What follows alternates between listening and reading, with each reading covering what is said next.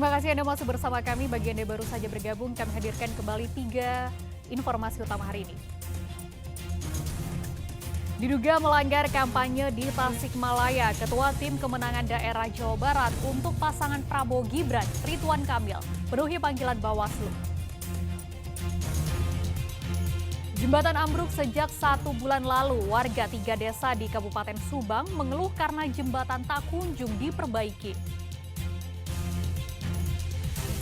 Pengedar ganja ditangkap di kontrakannya di Kota Cimahi. Polisi sita barang bukti 25 kg ganja kering siap edar.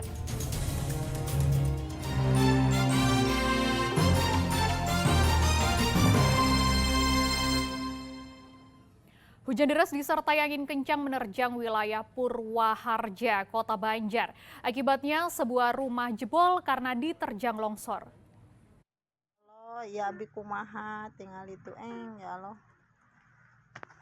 Tuh. Akibat diterjang longsor, dinding rumah warga di Desa Mekar Harga di Kecamatan Purwaharja, Kota Banjar jebol. Atap rumah juga turun dan sewaktu-waktu terancam roboh jika hujan deras kembali datang. Apalagi penyangga rumah dari balok kayu juga sudah nyaris lepas. Rumah dihuni 7 orang. Bencana datang saat kawasan desa diguyur hujan lebat. Mereka mengharapkan bantuan dari pemerintah. Apalagi mereka tidak punya pilihan lain untuk mengungsi. Bantuannya segera mungkin, soalnya ini kalau menunggu sampai 1 tahun, 5 tahun apa 1 bulan kayaknya nggak memungkinkan, soalnya sekarang musim hujan. Kalau hujan itu pada bocor ya Bu? Ya bocor, sangat bocor, basah semua di sini kayak empang Pak. Dari desa akan mengajukan surat kejadian ya, surat kejadian nanti diajukan kepada wali kota, ceki ke BPBD, Basnas. Itu berapa jiwa itu Bu? Ini terdiri dari 7 jiwa. Rumah Ibu Rina pernah diajukan ke pemerintah Kota Banjar untuk segera mendapat bantuan, namun tak kunjung terpenuhi. Eko Stebudi melaporkan dari Kota Banjar. Warga 3 desa di Kabupaten Subang mengeluh kondisi jembatan Cilamatan di Desa Sukahurip karena tak kunjung diperbaiki pemerintah kabupaten. Padahal jembatan sudah ambruk sejak 1 bulan lalu. Sudah 1 bulan, jembatan Cilamatan sepanjang 25 meter di Desa Sukahurip di Kecamatan Cijambe, Subang dibiarkan ambruk. Nyaris seluruh penyangga jembatan hilang terbawa banjir. Praktis jembatan sudah tidak bisa dilintasi. Padahal jembatan ini menjadi penghubung 3 desa, Desa Sukahurip, Cimenteng, dan Cikadu. Jembatan ambruk setelah kawasan desa diguyur hujan lebat, diduga karena tiang penyangga tidak kuat menahan derasnya arus sungai sehingga jembatan ambruk. Pemerintahan Kabupaten Subang supaya pembangunan jembatan di desa kami dipercepat, karena ini merupakan jalur alternatif yang dilewati oleh Desa Cikadu, Cimenteng.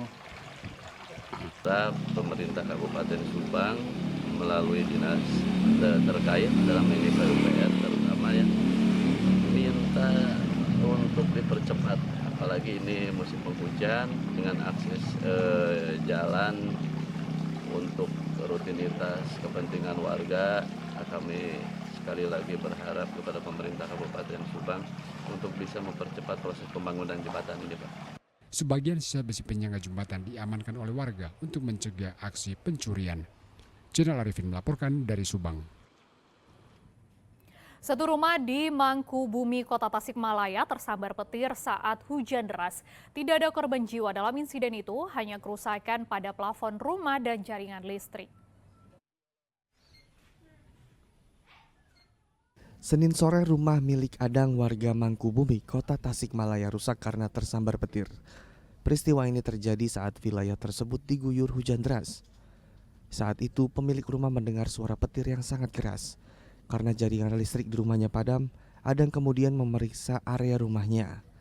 Selain memutus aliran listrik, ternyata petir merusak antena TV yang dipasang pada bambu dan juga merusak bagian atas rumahnya. Ini seperti ada tuh petasan yang gede. Wah, gitu. Kemarin Pak? Kaget kemarin sekitar 2 menitan lah. nggak sadar gitu. Telinga terasa ngaung gitu. Tidak ada korban jiwa dalam peristiwa ini. Sambaran petir hanya merusak beberapa bagian rumah. Eko Setiabudi melaporkan dari kota Tasikmalaya. Polisi berhasil menangkap pengedar ganja di kota Cimahi. Selain menangkap pelaku, polisi menyita barang bukti puluhan kilogram ganja kering siap edar.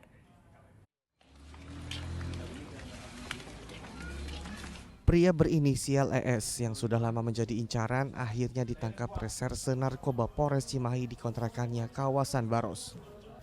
ES tak bisa berkutik karena polisi menemukan barang bukti 25 kg ganja kering yang disembunyikan di dalam kardus dan disimpan di dapur. Penangkapan ES berawal dari penangkapan pelaku lain berinisial FM yang juga mengedarkan ganja. Setelah melakukan pengembangan, ternyata ES mendapat pasokan ganja kering dari seseorang asal Padang, Sumatera Barat. ES menjadi pengedar di Bandung Raya sejak 6 bulan lalu.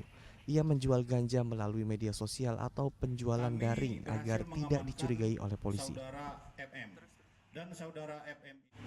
Saudara ES ini pertama kami amankan di Baros di depan pom bensin dengan barang bukti 2 kg ganja kering siap edar.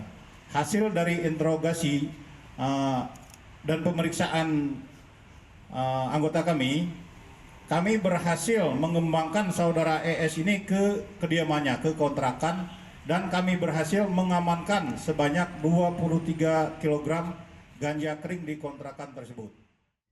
ES dan FM dijerat Undang-Undang Penyalahgunaan Narkoba. Kedua tersangka terancam hukuman minimal 20 tahun penjara. Polisi saat ini masih memburu beberapa kurir dalam jaringan ES dan mereka telah masuk dalam DPO. Ada masyarakat kami rehab. Muhammad Abbas melaporkan dari kota Cimahi.